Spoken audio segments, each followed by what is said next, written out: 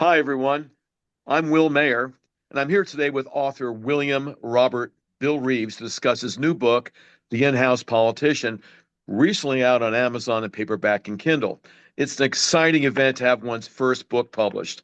I vividly remember self-publishing my four-part instructional martial arts series on secrets of modern ninjutsu in 2001. I plan a 25th anniversary edition, and it's going to be hard to believe it's a quarter of a century that's passed since I wrote it.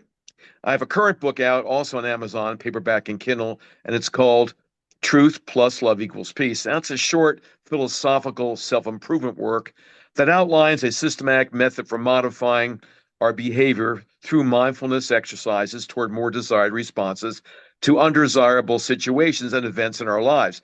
It emphasizes and details how these three crucial concepts, truth, love, and peace, are interrelated and the cornerstones of a happy, fulfilling, meaningful life in these stressful, crazy times. So now it's time to check with Bill Reeves. Hi, Bill. I'm in Phoenix, Arizona. How are things in you today in New Jersey? Hey, Will, how you doing? Good to see you, and thanks for doing this. Well, we finally got some rain in New Jersey, which we really needed because the months of October and November were pretty much of a drought around here. And then add to that my Yankees lost in the World Series to Oh, Dodgers, and the Dodgers had the audacity to celebrate on the hallowed ground of Yankee Stadium. And then, of course, Juan Soto decides to leave the Yankees and play for the crosstown rival New York Mets. And we've got drones flying around in the skies at night, and yes, we've heard about that in Phoenix even. It's hit the people news here. are getting a little nuts over that. But I think it'll all calm down pretty soon. Well, great. Now, for full disclosure, Bill, you and I go back a long time. We graduated together from Nutley High School in New Jersey many moons ago. We reconnected recently when we found out from a mutual friend, also a classmate and fellow author Barry Lenson, that you and I both published books in the last year. That's right, Bill. And as I recall from our senior year in high school, we had a recreational basketball team, and you were a whole lot better basketball player than I ever was.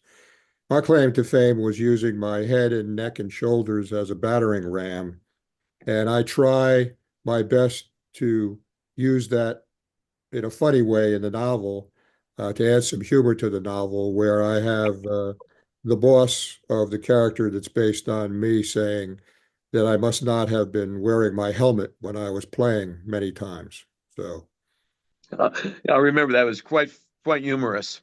yeah. Now, before we get into your novel, I want to say something that what impressed me that your book was selected for the Chanticleer 2024 Goethe Late Historical Fiction Shortlist.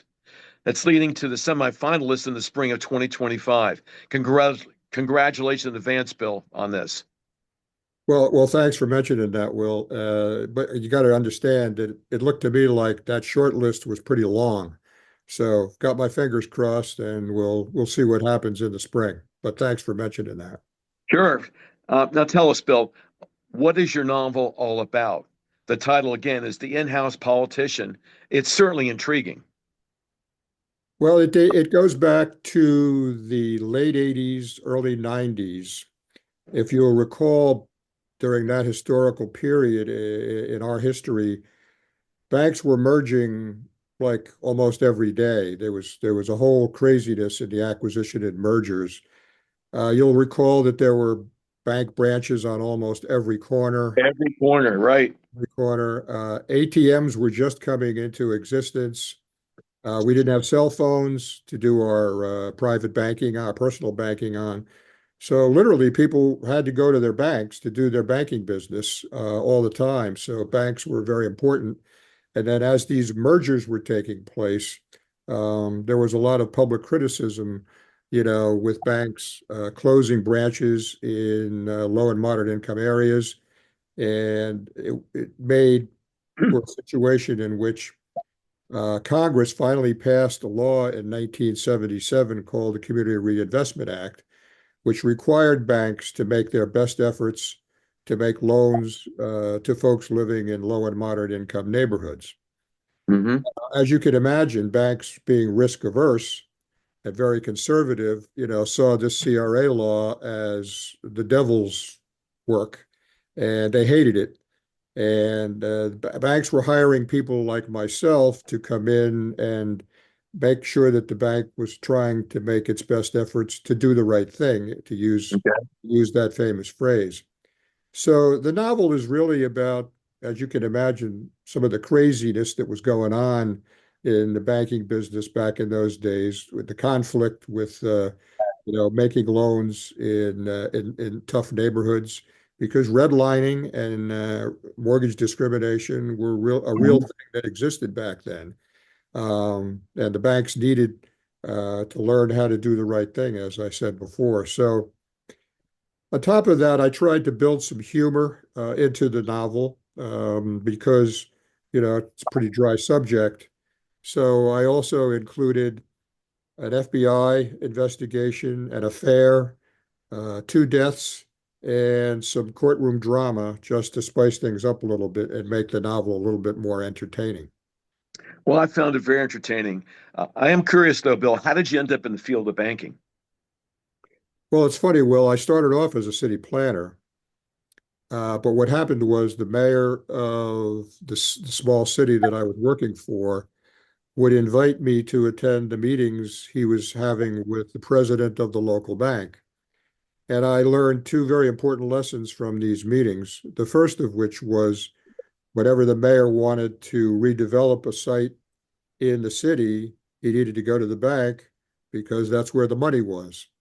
And secondly was the fact that in the boardroom of this bank that we were working with was a huge map of the city, and literally on the other side of the railroad tracks, those neighborhoods, which were the low and moderate income areas, were crosshatched. So they weren't literally redlined, but they were Mhm. crosshatched as areas that the bankers were to avoid in making loans. So I decided that I needed to change careers and go into the banking business because that's where the money was. And I tried to do my best to work inside the institutions for social justice through the Community Reinvestment Act, which was kind of like a novel way for many of us with my same political bent to do the right thing and get hired by banks to help them see the light, so to speak. Ah, okay. Well, I thoroughly enjoyed your book. I really especially liked your writing style. It's you've got snappy dialogue between the various characters. There's humor, the specifics, the development of the plot, all the way down to the way you describe in great detail everything from the look and feel of a boardroom to what the characters are wearing, their personality quirks, and both their overt and covert agendas. What prompted you to write the book? Well, there was no one aha moment for me, but I would say 10 or 15 years ago during my career, I actually wrote an introductory paragraph that I thought to myself would be an excellent way to start the novel if I ever got to that point. And then after Hmm. I retired, I had major back surgery about 5 years ago, and I had plenty of time on my hands because I couldn't play golf anymore. So that coupled with the fact that my wife and I needed to find separate locations in the house to get away from each other after she retired, that coupled with the fact that I thought that I had a pretty good story to tell, I just started writing and I ended up with the novel. Well, it's a great novel.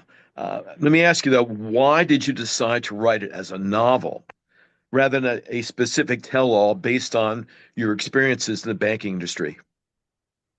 Well, I was under the impression that tell-alls came from famous people, in their memoirs, but in my case, I wasn't famous, so I thought it would be much more entertaining to make this into a novel because of all of the craziness that I had experienced, and I used the poetic license to embellish and exaggerate, a Mhm. number of crazy situations into what I thought was a good storyline, despite the fact that the background is mortgage discrimination and redlining. Yes, you did meld those together very well. One thing in particular I've found impressive is that although the book is 488 pages, you kept the narrative flowing quite well. Your writing style is very natural. Like I said, it's easy to read the books, and the length was not intimidating at all to me. How did you develop your writing style? Honestly, Will, I have no clue because I never considered myself to be a good writer. But, once I finished a couple of drafts and had a good team, particularly a good editor, his name is Hugh Cook, and he helped me with the learning how to do the point of view, as well as what are called dialogue tags. Um, that was how it got done. And any of you first-time authors who don't know what point of view and dialogue tags are, you'll learn very quickly because that was what I was missing in my first couple of drafts. But the good editor that I had showed me the way. That's important for sure. What would you say was the most difficult part of writing your book, Bill? I think it was definitely weaving the subplots together because, as I said before, the main storyline is mortgage discrimination, racial discrimination, Hmm. redlining, and banks not doing the right thing back in those days. And that's why it was necessary to give some subplots to make it not as dry as it would be. So, as I said, I have subplots with an affair, an FBI investigation, a couple of deaths, and some courtroom drama, and just trying to weave all of those subplots together into one theme that makes sense for the reader was probably the toughest part for me. Okay, yeah, that's true. You did a great job at that, by the way. What's the most surprising thing you learned from writing your book? Oh, it's how long it took. I am just constantly amazed at authors like John Grisham and Danielle Steele pumping out those novels, every 6 months to a year. It took me Hmm. five years to get to where I was satisfied with Wow. the final product to publish it. So hopefully the next novel's not going to take quite that long because I've learned a lot from the first one, but you know, uh, patience is needed. For sure. Why did you switch from being a banker to a bank regulator later on in your career, Bill? I didn't have a lot of choice in the matter, Will. The fact of the matter is, the bank that I worked for was eventually acquired, because I talk about that as a fundamental issue for the Mhm. novel in the beginning about how much mergers and acquisitions were going on in the industry. But like I said, my bank was eventually acquired. I lasted another 4 years, but the fact of the matter was the products and services that I was working on were located at the headquarters at the bank that acquired us at a far Mhm. distance location. And they didn't invite me to relocate there. So I was shown the door. Fortunately, I was able to reconnect with an old customer of mine who had just been appointed to a very high level position at the OCC, or the Office of the Comptroller of the Currency, in Washington, D.C. And she hired me and saved my life. And if you're listening or watching, Jeannie, love you, appreciate the help. You saved my life. Wonderful. What was it like working in DC for the nation's premier banking regulatory agency, Bill? I won't lie to you. It was kind of fun. A lot of exciting things going on down there. I'll give you a couple of anecdotes. The first was, and I forget whether it was November of '99 or 2000, but President Bill Clinton delivered the address on Veterans Day to the assembled veterans at Arlington Cemetery, and I invited my parents to come down to join me for that because my dad was a World War II veteran, and that was pretty exciting. And then a second was a pretty funny story. I was late to a meeting across town at the FDIC during the Obama administration because I found myself on the wrong side of the Obama motorcade, which passed by me as I was standing there at the light. There were literally 20 vehicles along with all the, the black government SUV vehicles Mhm. along with the Beast and all the medical, vehicles that were at the tail end. It literally took 10 minutes to pass me by. So I was a few minutes late for that meeting at the FDIC.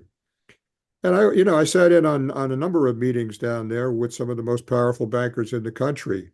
And I got to work on policy issues with some of the best and brightest people that I've ever known. And it was really a wonderful way to end my career. Wow, that's a great story.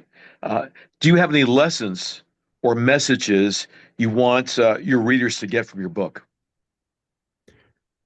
Well, I guess the biggest message is that most bankers consider themselves masters of the universe, but they operate inside of a bubble. And it was my job, as I've said earlier, to try to help them do the right thing. And most of them were pretty resistant to that, although there are some banks who have figured it out. I guess the message is for those banks who are still resistant to making those changes along the lines of the Community Reinvestment Act. They need to learn how to do it, and they need to learn how to do it by doing the right thing. So I guess that's the primary message of the novel. Okay. Now, Bill, do you have any important advice you want to give to a first-time author? Patience, patience, patience, patience. Like I said, it took me a long time to finish it. But if you've got the patience and the will, you'll get it done. And in my case, and I would highly recommend it to any first time novelist, you got to have a good editor to tell you what you're doing right and what you're doing wrong. So, yeah, Well, that's important for sure. What short stories and articles besides your novel have you written? I've had two short stories published. The first was an excerpt from an earlier draft of this novel, which I titled Meeting with Scrooge. Now, Scrooge is the nickname that I gave the chief credit policy officer in the bank. And I consider it to be one of the funnier chapters in the novel. So apparently somebody else thought it was funny too, so they published it for me. And the second, it was a short story which I titled Cleo in Three-Quarter Time, which is an homage to my mother, whose full name was Cleora, Cleo for short. And as legend has it, she was a concert pianist. And the legend was that she had an opportunity to attend Juilliard. Now, this legend was never confirmed or denied all those years, but she's passed away now. So I took poetic license and embellished and exaggerated and, made a little short story out of that possibility that she attended Juilliard. Wow, what a tribute to your mom. That's wonderful. Do you have any ideas or plans for any future books, Bill? Yeah, well, I've started writing my next novel. I'm about 5 chapters into it. I don't have a title yet, but it moves the timeline in my career forward into Okay. that period just prior to the big financial meltdown of 2007 and 2008. And what I intend to address in the novel is all those cockamamie mortgages that lenders were making back in those days, like adjustable rate mortgages, graduated payment mortgages with negative amortization, and my Mm-hmm. personal favorite, the no doc loan, where No it, doc loan. yeah, the no doc loan. If you just had a pulse and a job, you could get a mortgage without no more documentation needed. And all of that led to, an increase in real estate values, and eventually, people couldn't afford those mortgages anymore, and the financial crunch happened. So that's the premise and the storyline for the novel. But again, got to find some way to build some humor into that to make it a little more entertaining. Well, it's definitely sounds exciting. And I want to thank you for your time today, Bill. Again, congratulations on publishing your book. I hope our listeners will get your novel and enjoy it as much as I did. They can find it on Amazon. Again, the title is The In-House Politician, William Robert Reeves. You have a great webpage also titled William Reeves Writes. I strongly recommend it for all your readers to find out more about you and your literary works. Well, thanks again for doing this, Will. I really appreciate it. Hey, it was my pleasure, Bill. It's been fun. Please keep those creative juices flowing. I'm looking forward to staying in touch with you and reading your next novel. Me too. Take care now. You too. Bye.